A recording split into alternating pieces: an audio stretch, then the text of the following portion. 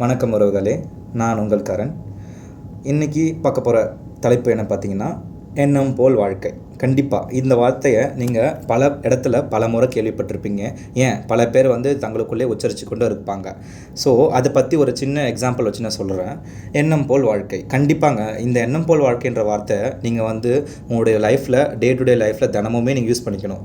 ஏன்னா இங்கே என்ன நினைக்கிறீங்களோ அதுதான் உங்களுடைய வெளிப்பாடாக இருக்கும். அதாவது சொல்லுவாங்க, நினைவுக்கு செயல் கொடுத்தால் அந்த சூரியனிலும் செடி முளைக்குன்னு ஒரு பாடல் வரி கூட இருக்குது. அந்த மாதிரி தான் நீங்கள் என்ன இங்கே நினைக்கிறீங்களோ அதுதான் உங்களுடைய ப்ராசஸ் ஆகி உங்களுடைய விஷுவலைஸாகவும் பார்க்க முடியும். நீங்கள் ஒரு விஷயத்தை முடியவே முடியாதுன்னு நினச்சா கண்டிப்பாக முடியாது. நீங்கள் ஒரு விஷயத்தை என்னால் முடியும்னு நினச்சிங்கன்னா கண்டிப்பாக முடியும்.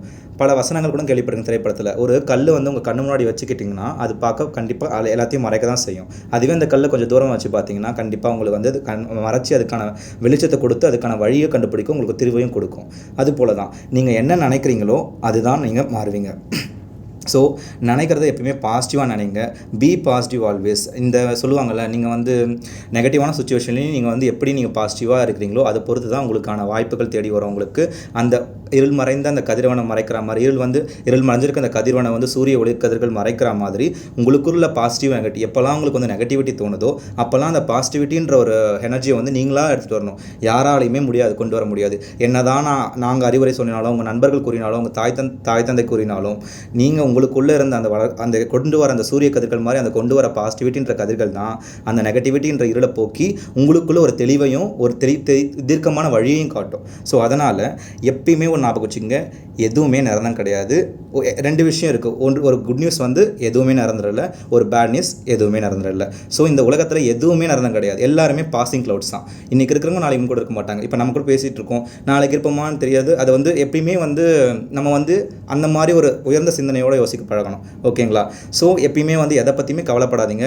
வாழ்க்கை அதாவது பூமி சூரியன் அப்படியே தான் இருக்குது. பட் ஆனால் பூமியுடைய சுழற்சியின் காரணமாக தான் நமக்கு சூரிய அஸ்தமனம் சூரிய உதயம் இருக்குது. அது போல தான் அது ஒரு மாயை. அதையே நம்ம நம்பி மாலை பகல் இரவுன்னு சொல்லிட்டு பிரிக்கும் பொழுது ஏன் நம்ம உங்களுக்குள்ள ஒரு மாயை நீங்கள் உருவாக்கி கூடாது? லைக் இது ஒரு வாழ்க்கைன்ற ஒரு நாடக மேடையில் நீங்கள் நடிக்க வந்திருக்கீங்க. உங்களுடைய காலம் முடியும் போது கண்டிப்பாக நீங்கள் போயிடணும். அதுக்குள்ளே ஏன் இத்தனை போட்டி, பொறாமை, பகை, வெறுப்பு எதுவுமே தேவையில்லை. போகும்போது நம்ம எதுவுமே கொண்டு போக போகிறதில்ல. அதனால் இருக்கிற வரை எப்பயுமே மற்றவங்களுக்கு நல்லதை நினைங்க, நல்லதை செய்யுங்க. நீங்கள் நல்லா இருந்தால் கடவுள் கண்டிப்பாக உங்களை நல்லபடியாக வச்சுப்பார்.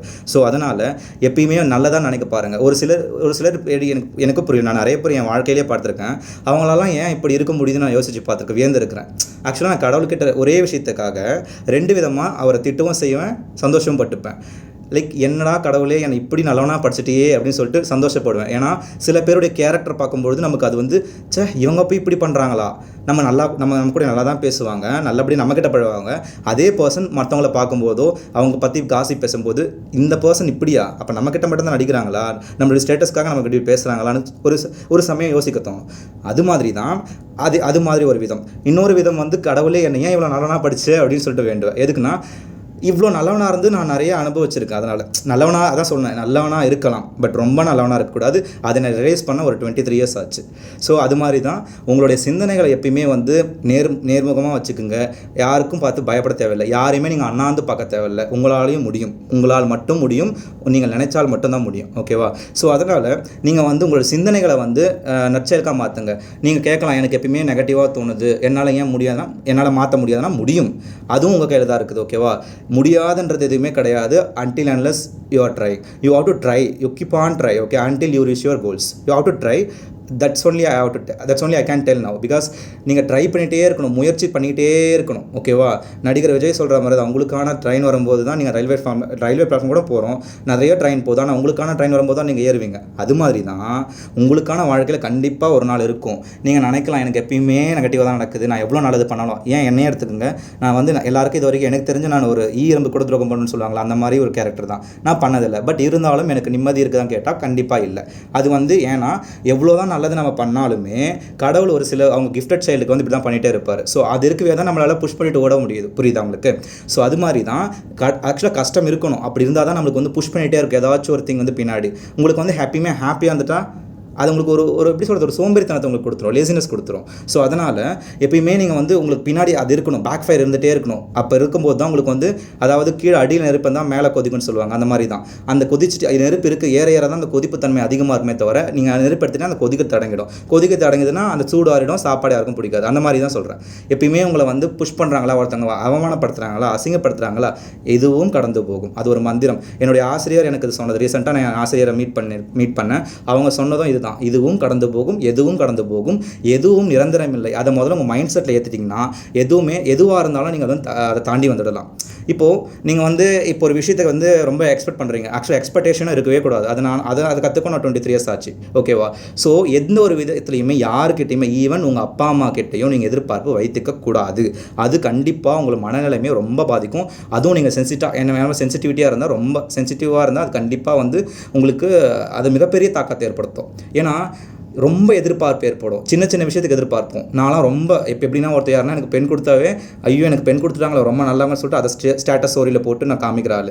பட் அந்த மாதிரி பர்சனாக நான் இருக்கும்பொழுது நான் ஒரு 100% கொடுக்குறேன் ஒருத்தருக்கு. ஆனால் அந்த சைட்லேருந்து எனக்கு வெறும் 10% கூட வரல. இப்போ 50 கூட விட்டுடுங்க, ஜஸ்ட் 10% திரும்பி வரேன்னா அதனுடைய வழி எப்படி இருக்கும்? இது மாதிரி நான் 1-2 பார்த்ததில்ல. என்ன இந்த ஏஜ் ஆஃப் 6 எனக்கு தெரிய ஒரு அறிவு வந்ததில்லை, இந்த மாதிரி இதுதான் உலகம்னு சொல்லிட்டு. அப்போ எப்போ வந்ததோ அதிலிருந்து நான் பார்த்துட்ருக்கேன், ஓகேவா?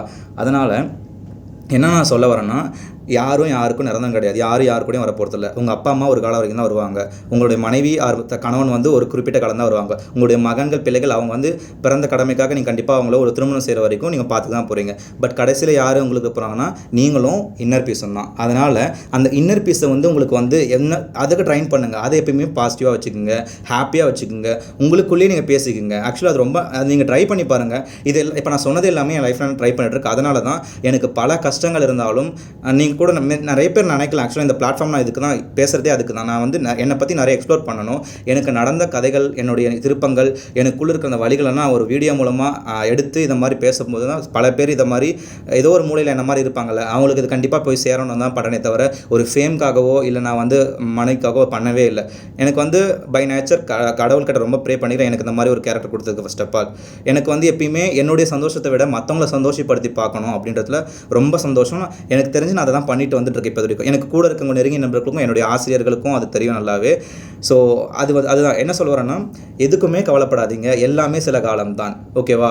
தூங்கினா இப்போ பகல் இருந்தால் ஒரு இரவு வரா மாதிரி, கஷ்டம் இருந்தால் வந்து துன்பம் இருந்தால் ஒரு இன்பமும் வர தான் செய்யும். அதுக்குன்னு இன்பமே இருந்துட்டாலும் துன்பமே இருந்தாலும் லைஃப் போர் அடிச்சிடுங்க. அதனால் என்னை பொறுத்தவரைக்கும் துன்பம் இருக்கிறது தான் நல்லதுன்னு சொல்லுவேன். என்ன தான் நான் இப்போ சிரிச்சாலும் எனக்கு நிறைய கஷ்டங்கள் இருக்குது. பட் அதெல்லாம் இருக்கட்டும் ஒரு பக்கம், அது இருந்துட்டு போட்டோம். அதுக்காக நம்ம அந்த இருக்கிற அந்த குறிப்பிட்ட காலத்தை நம்ம இப்போலாம் வந்து உங்களுக்கே தெரியும் 50 or 40 இப்போ வந்து சின்னவங்க பெரியவங்க வயது வித்தியாசம் இல்லாமல் போயிட்டுருக்கு. ஸோ அந்த மாதிரி போகிறப்போ எப்போ நம்ம போவோம்னு நமக்கு தெரியாது தானே. ஸோ அப்போ இருக்கிற வரைக்கும் சந்தோஷமாக இருந்துட்டு போங்க. உங்ககிட்ட இருக்கிறத 4 பேர் கொடுக்க முடியல, உங்களுக்குள்ளே வச்சு சந்தோஷப்பட்டுங்க. அதை விட்டுட்டு அடுத்தவன் இப்படி வளர்றானே, அவனை எப்படி கெடுக்கிறது, அவனை எப்படி பொறாமை அதாவது கல்லடி பட்டாலும் படலாம், கண்ணடி படக்கூடாதுன்னு சொல்லுவாங்க. அது நிறைய பேர் இன்னமும் பண்ணிட்டு தான் இருக்காங்க. பட் எனக்கு அதெல்லாம் நம்பிக்கை இல்லைங்க. நான் நல்லா இருக்கேன், என்னுடைய சொந்த மொழியில் பண்ணுறேன், நான் அதை வந்து எடுத்து போடுறேன் எல்லாருக்கும். எங்கள் வீட்டிலையுமே சொல்லுவாங்க, இல்லை எனக்கு சுற்றி இருக்க நண்பர்கள் சொல்லுவாங்க, நீ எதுக்கு இவ்வளோ ஸ்டேட்டஸ் போடுற, உனக்கு எதுக்கு இப்படி ரீல்ஸ் பண்ணுற அப்படின்னா, எனக்கு பிடிச்சிருக்கு. நீ வந்து கடைசி காலத்தில் நான் கஷ்டப்படும் போது நீ என் கூட வந்து நிற்க போகிறதில்ல. கூட வந்து நின்னாலும் அந்த சஃபரிங் எனக்கு தான் இருக்க போகுது, ஹீல் பண்ண போகிறது நான். அப்போது என்ன ஹீல் பண்ணுறதுக்கு நானாக இருக்கும்போது என்னுடைய சந்தோஷத்துக்கும் காரணமாக நானாக இருக்கலாம்ல. அதனால் மட்டும்தான் நான் எனக்குள்ளே இருக்கிற ஹாப்பினஸ்ஸை நான் வெளிப்படுத்துகிறேன். அதை மற்றவங்க அதுக்கு என்ன பேர் வச்சாலும் எனக்கு ஐ டோன்ட் கேர், ஓகேங்களா? இப்போது இது மூலிமா நான் சில பேர் என்ன இந்த மாதிரி நினச்சிட்டு இருந்தீங்கன்னா மேபி அதை கன்வேவும் பண்ணிக்கிறேன். நீங்களும் இதே தான் சொல்லுங்கள். யார் உங்களுக்கு இனிமையாக இருந்தாலும் எதிர்த்தாலும் வாழ்த்துங்க அவங்கள, ஓகேவா? நம்ம வந்து அவங்களை எதிர்க்கிறதுனாலையோ இல்லை அவங்க அப்படி பண்ணிட்டாங்களே நம்ம ஃபீல் பண்ணி அவங்களுக்கு சபிக்கிறதுனாலையோ ஒன்றுமே ஆகாது. மனமேன்னு பொறுத்துக்குங்க. Karma is there and God is வாட்சிங் எவ்ரிதிங், ஈச் அண்ட் எவ்ரிதிங். அவர் வந்து வட்டியை முதலமா இப்போலாம் வந்து முற்பகல் செய்யும் பிற்பகல் விளையும் சொல்லுவாங்க. அதெல்லாம் கிடையாது. முற்பகல் செய்யும் முற்பகலே விளையும். அதுபோல் வட்டியும் முதலமா கண்டிப்பாக அவங்களுக்கு அதுக்கான பலன் வந்து அந்தந்த காலத்திலே கிடைக்கும். அதனால் உங்களுக்கு யாருன்னா பிடிக்கலைன்னா தயவு செஞ்சு ஒதுங்கிடுங்க. அதை விட்டுட்டு அவங்கள வந்து கலாய்க்கிறது, அவங்கள வந்து கேலி கிண்டல் பண்ணுறது, அவங்கள வந்து மற்றவங்க கிட்ட தவறாக பேசுகிறது, அதெல்லாம் தேவையில்லைங்க, தேவையே இல்லை.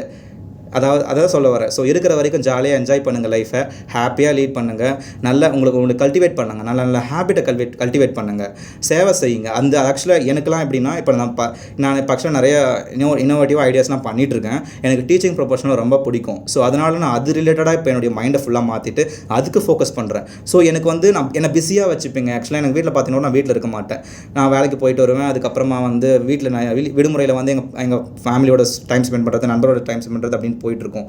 ஸோ நான் தூங்குறதுக்கு மட்டும்தான் வீட்டுக்கு போவேன். அந்த மாதிரி உங்களை எப்பயுமே பிஸியாக வச்சுக்கிட்டீங்கன்னாவே உங்களுக்கு பாதி டென்ஷன் மைண்டுக்கு போகாதுங்க.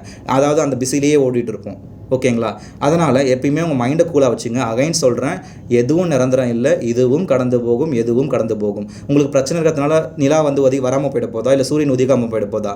அது நடந்துகிட்டே தான் இருக்கும். எக்ஸாம் இருந்தாலும் பரவாயில்ல, நீங்கள் ஸ்கூல் படிக்கிற பசங்க வந்து எக்ஸாம் பற்றி பயப்படாதீங்க. கம்மி மார்க் எடுத்தால் தான் அந்த ஸ்கூல் டாப்பராக எடுத்தால் தான் வர முடியுமா அப்படிலாம் கிடையாது. இப்போலாம் வந்து எப்படி மாறிச்சுன்னா மார்க் பேஸ் பண்ணி கிடையாது.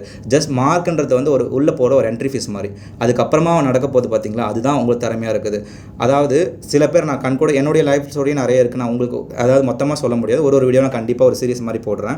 ஸோ அந்த மாதிரி இருக்கும்போது ஒன்று கடைசியாக நான் சொல்லி முடிக்க விரும்புறது, எதை பற்றியும் கவலைப்படாதீங்க, எல்லாம் நன்மைக்கேன்னு போங்க.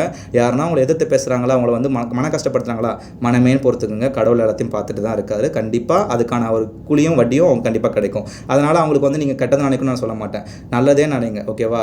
அதாவது ஏசுநாதர் சொல்ல மாதிரி இந்த கணத்தில் அறிஞ்சால் மறுக்கணத்தை காமி சொல்லுவாங்களா, அந்த மாதிரி காமிச்சிட்டு போங்க. நல்லவனாக இருந்துட்டு போங்க. நான் வந்து அவனுக்கு கெட்டனாவே இருந்துட்டு போகிறான், அவன் நல்லவனாக இருந்துட்டு போகிறான், அதில் சந்தோஷமா அவன் சந்தோஷப்படுறான்ல, நீ சந்தோஷமாக இருந்துட்டு போ. அந்த மாதிரி அடுத்தவங்க சந்தோஷத்துக்கு நீங்கள் வந்து கஷ்டத்தை அனுபவிச்சாலும் அது சந்தோஷம் தான் என்னை பொறுத்த வரைக்கும். ஓகேங்களா? ஸோ இருக்கிற வரைக்கும் நீங்களும் சந்தோஷமாக இருந்துட்டு மற்றவங்களையும் ஹாப்பியாக வச்சுட்டு போங்க. அதாவது இருந்தாலும் மறைந்தாலும் பேர் சொல்ல வேண்டும், இவர் போல யார் என்று ஊர் சொல்ல வேண்டும். இது எனக்கு நினைவு தெரிஞ்ச அந்த லைன்ஸை கேட்டேன், இன்னமும் நான் அதை ஃபாலோ பண்ணிகிட்டு இருக்கேன். இப்போவுமே கூட நான் அதை பெருமைக்குன்னு சொல்லலை.